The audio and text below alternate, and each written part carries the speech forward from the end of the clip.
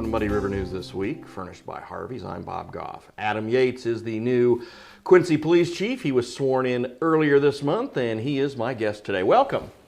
Good to be here, Bob. Thank you. You're the boss, so it's 3 martini lunches, golf in the afternoons. That's how it works, right? I wish.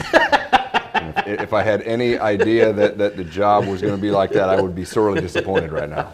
Well, again, you're taking over for someone who I know you consider as a mentor and a friend, and I think you have to walk into a situation that you're pretty pleased with and how the department was left, I assume? The department itself is in a good place professionally. I mean, obviously we have issues with recruitment, retention, Sure. manpower, different things like that. A lot of that is entities outside of the police department that we don't have a lot of control over that are affecting morale, job satisfaction, whatever it may be for the officers. Some internal things that we need to work on to improve those things as well. So, but all in all, I mean, as far as the Quincy community and the Quincy Police Department, I think we're in a good position to move forward and continue to provide great service to the community. It's been, we've well reported, well documented that, you and your predecessor, Chief Copley, you believe there's a need for an increase in manpower. I mean, as a chief of police, I don't think you ever argue that you don't need more cops. I will argue that there is a certain point when you have, too much policing. We don't want a cop on every corner. That's not the type of community or nation that we want to live in. But we certainly want to be able to provide the customer service that the community wants and deserves. And it just takes folks to be able to do that. As you move up the ranks, I assume you are in the process of deciding who your deputies are going to be? Well, right now, what Mayor Chope has asked is for a top-to-bottom review, job analysis, various different levels in the police department to see if and make sure positions are necessary. So I'm in the process of trying to work on that right now. It's been a little busy, as I'm sure you're probably aware. But I continue to work through that process, and he and I will get together, the mayor and I, talk about the various positions, the importance of having, certain positions filled with certain ranks, things like that. And civilians in certain positions Correct. too, right? Yes, because I think there are some things that we can modify on the department as we have right now. And in the mayor's words, he wants us to get more cops out on the street dealing with the public, which I am 100% for. So we'll have to look at those different positions and move forward. Once I get that analysis done, I think then we'll be able to have a more specific conversation on leadership positions within the department. You, of course, as you were, in the transition phase and your interim phase, we had to deal with the cyber attack. Is everything cleaned up from that yet? No. That's the short answer. The short answer is no. Is that just something that it's just going to take time? It's going to take investigation to make sure certain things weren't gotten into, and that process still continues? Well, we're working through some of those processes now. There were some things that we're documenting that had been gotten into that we're helping out with the overall investigation and in dealing with the cyber incident. So as we move forward, really right now what we're dealing with is there's just certain systems within the department that aren't up and running yet or aren't up and running consistently, and those are really causing us some issues. So our records management system has only limited access for us, which is very big because that's where we file all our police reports and collect and keep all of our data. Even the payroll systems, the various types of purchasing software we're having issues with. So we've made a tremendous amount of progress since May 7th, but we recognize we have a long way to go before we get back to normal. I mean, are you still handwriting out tickets and things? I think we've actually gone back to the digital tickets now. It took a little longer than we had hoped, and we were actually ready from the cars perspective, we were ready to go. Everything was working in the cars. It was getting those tickets transferred to the records department that we were having issues with. I think we've got that rectified now, and we're moving forward. But we have to be very careful because we don't want to lose those in the process. So if there's ever any question, we just revert back to the paper copies, and it's the way we did it for for decades, and we've got that process down pretty well. You, of course, have always, you are a pretty regular attendee at council meetings, but now as the boss, so to speak, it's kind of a thing that you want to be there and available when the aldermen have questions. You work with a police aldermanic committee as part of your routine. Does that process sort of, you believe, helps you kind of inform the council more by working through that committee and hoping that committee chairperson will sort of share, hey, this is what's going on? I think that the answer is yes, and I think it works in two different ways. I think Alderman Ryan is our chairman of the Police Aldermanic Committee. I think he does a really good job at looking through the different issues or purchases that we bring forward. He gets asked a lot of really good questions that even sometimes we haven't thought of. But I look at it like once we get the blessing of the committee, it really sends a message, I think, to the other aldermen that this has been looked at, this has been vetted, and it's worth moving forward on. So it really is a great process to make sure that you've got your T's crossed and your I's dotted, make sure you're doing everything the way you're supposed to do it, let them take a look at it, and then usually we don't have too many issues moving forward from there. Another factor that the police have, you've always had a great working relationship with Quincy Public Schools, having officers in the schools. Is that also something that is part of an evaluation? Is that a program? Is that something that needs to be tweaked? I don't think so. And just on the surface, I mean, that's my answer. Maybe what a lot of folks don't know is that the Quincy Public Schools actually supplement 50%, if not a little bit more, of the salary of the school resource officers. So that's a great asset for us. It's a great asset for the schools. Like you said, the working relationship is fantastic. So that's not anything I think that we would be looking at changing, because if we did, then we're looking at losing dollars that come in to supplement those. So, sure. But it really is, it's fantastic for the kids to be able to see the officers in the school, to have someone they can go directly to, they can get to know, they can talk to. So that's a program that I think is very successful, and I don't plan on doing anything with that. Well, and not only resource officers, but also the DARE program. It's very visible, and the kids get a kick out of it. I've been in many of those presentations, and the DARE officers you've had in the past have always just done a really good job in relating to the kids and trying to get the message that, hey, do the right thing. Yeah, Amber Hastings and Luke Humpy do a fantastic job for us on that. It's very labor intensive, though. The amount of work that they put into it is significant, but it's those interactions that we want the kids to have, and have the conversations about life and life skills and how to treat people and how to be respectful. I think it's a great way to get to the youth in the community in one massive chunk. So we enjoy our relationship and enjoy putting that program on, because we really think that it benefits the community. Another one of your programs that I've always felt was valuable was dealing with seniors. Having someone who's always been either in the building or paid really close attention to, like, the senior center, and trying to deal with elder issues, which is so prevalent now with all the scams that are out there. That's something that I think with technology has only gotten worse, right? Yes. It really, it's amazing the number of ways that folks can come at a various number of victims. I mean, whether it's kids, whether it's young adults, with phishing emails, but mostly the elderly who sometimes have difficulty understanding technology and how things actually work, and are very susceptible to getting a phone call or getting an email or a text message and falling into that trap. So Adam Gibson is our elder service detective right now. He just does a fantastic job. His office is over at the senior center, so he is ready and available. The amount of knowledge that he has in the different resources that are out there to help those types of victims, coupled with just the fantastic investigative police work that he does on a daily basis. He and I have been talking recently, and I mean, just some of the scams that you might normally look at and just say there's no way we're going to be able to figure out who this was, or it was completely across the country and it's going to be very difficult to get any type of cooperation.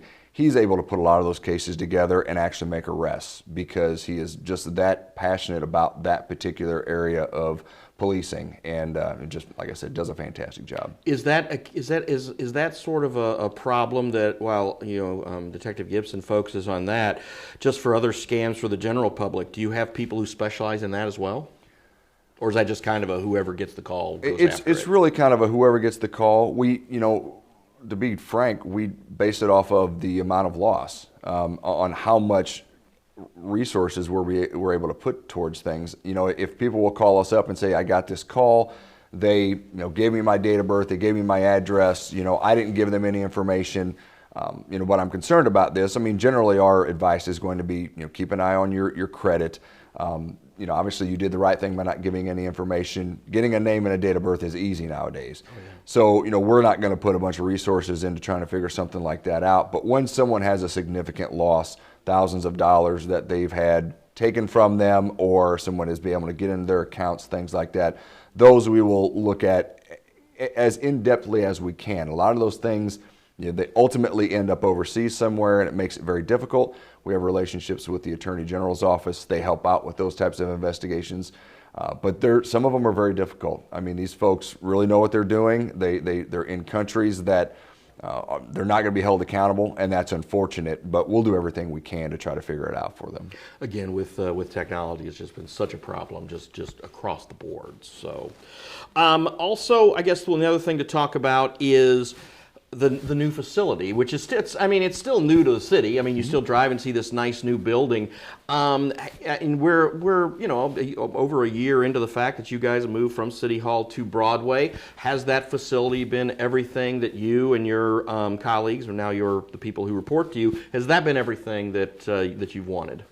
It's to say it's been everything that we've wanted, I think would be stretching it a little bit. There was some disappointments overall, but I think when you think about it, we've been in there for almost 2 years now. We've really kind of got used to the little quirks. Some of the jokes are that the elevator is extremely slow, but there's a significant number of stairs to get up to the second floor. So if you look at that, it's like, well, I'm either going to get my exercise or I'm going to be late for whatever meeting I'm going to. Yes, I mean, I'm not going to say there aren't flaws, but it really has been. We've moved in. It is what it is. We've made it our home. We've made things work within the department. We've adjusted a couple things to just kind of streamline stuff, and really, I'm happy with it. I don't know that everybody is, but I am. It was an upgrade. It absolutely was an upgrade. I mean, the number one thing is windows. We have windows that look out and sun that shines in, and that's a huge difference from where we were. Now, one of the things I will say that I think is important is the secure upstairs lobby that we now have, that we didn't have at the old facility, has allowed us to put our supervisors out on the street, and has not required them to man the desk like we had to at the old police department. So what that's been able to do is provide more supervision for our officers, more manpower per se, out on the street with an extra sergeant or a sergeant and a lieutenant that are out on the street able to help. And then we still have communications from within. People call, dispatch center will let us know when someone's in the lobby, things like that. So having those type of security upgrades has really benefited us in the service we're able to provide to the community. Last thing I want to talk about is something that's coming down the pike, and it is the elimination of cash bail in the state of Illinois. The conversations I've had with the state's attorney and a few judges, this is not going to be a positive thing for our state, and I understand you agree with that sentiment. I do agree with that. It's going to be a very difficult transition for every level of the criminal justice system, from the officers that are out, trying to do the right thing on the street, trying to solve problems, trying to lock bad guys up. It's going to make their job more difficult. They're not going to be as effective. And that's the thing that concerns me, is we're not going to be able to be as effective for the community as we would have been, say, on December 31st. So we have those concerns. Obviously, the state's attorney's office has concerns when it comes to the amount of work they're going to have to do just to get someone detained. This is going to not only affect your basic arrests that you make on the street, where the person's going to go to jail, get booked, and be released. It's going to affect investigations. I mean, we utilize the tools we have available to us right now to affect investigations. A lot of times it's easier to get victims and witnesses to cooperate and talk to us if the bad guy is in jail. Mm-hmm. That tool may not be available to us come 2023, and that's very concerning, because we've gotten very good at putting cases together based on the fact that we can keep a suspect from intimidating, witnesses and victims. It's going to be more of a frustration, I think, for the community. And when there's frustration out in the community, when these types of issues are not being resolved, generally people are going to get angry with the police.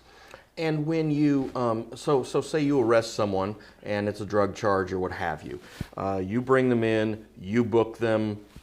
How is the process going to change from New Year's Eve to New Year's Day? Well, the funny thing, and I say that facetiously, is that no one really knows right now. That's part of the problem, is there's been no training, there's been not a whole lot of literature that's been put out on how we're going to deal with these issues. But in the example you give, I mean, if an officer makes a felony drug arrest on the 31st, that person would go to jail, and that person would stay in jail until they saw a judge. The judge would set a bond, and that person would stay in jail until they posted bond. On January 1st, the particular offense, while a drug charge does not appear that it would be a detainable offense or not something that someone would likely to be detained for, they would come in and get processed and then be immediately released. So is that again, I want to have you on later to have a longer conversation about this, but so the bottom line is, does the severity of the crime matter at all? It does. Okay. So the only type of offenses that are detainable are Class A misdemeanors up through felonies. But forcible felonies are the primary offenses that are going to be the real detainable offenses. I mean, that you're talking about your robberies, your kidnappings, your major crimes. Those, even then, still require a special hearing and evidence to be put forth on why the person needs to be detained. The example that we give, and it's probably not a great one, but it does fall in line with what the statute says, is if you have a gentleman who murders his wife and he gets arrested for that murder, one of the questions they ask is the suspect a danger to the victim? Well, there's not a victim anymore because the victim's already dead. So, but with the way the law's been written, the court has to take that into account, is that, well, there's technically no threat to the victim any longer because there's no longer a victim. Those are some of the issues that this legislation presents challenges for us, for the state's attorney's office, for the judges, probation departments. It's going to be a very difficult transition. It's going to take a lot of preparation, which we've already started working on, but it's really going to be a radically different way of dealing with arrests and putting bad guys in jail. So we'll have to see if there's going to be any changes to the legislation between now and the end of the year. I don't think anybody really thinks that's going to happen. So we're just going to have to be prepared for what's coming and make the best of it. All right. Well, we'll talk about that a little bit more as it goes down the pike. There are some special legislative sessions. There's a veto session. It's possible, but again, if the people who wrote the laws wanted it this way, we'll just have to wait and see, I guess. So, but we'll try to help you get the word out and see if maybe we can make some more people aware of this. That's really kind of what we're looking to do right now. We've Judge Brenner and I, along with Adam Gibson, who's very educated on this kind of stuff, and Chris Pratt with the Public Defender's Office. We've been kind of making our rounds just to educate people on what's going on. Again, I don't think any of us are under any illusion that something is going to change at this point, but we just want folks to be aware of what's coming so that everybody's, I guess, more prepared for it. All right. Well, again, we'll have a more in-depth conversation about that here in the coming weeks. Sounds good. Thank you, Chief. I appreciate it, Bob. Thanks so much. That's all the time we have for now. I'm Bob Gough. Have a great week.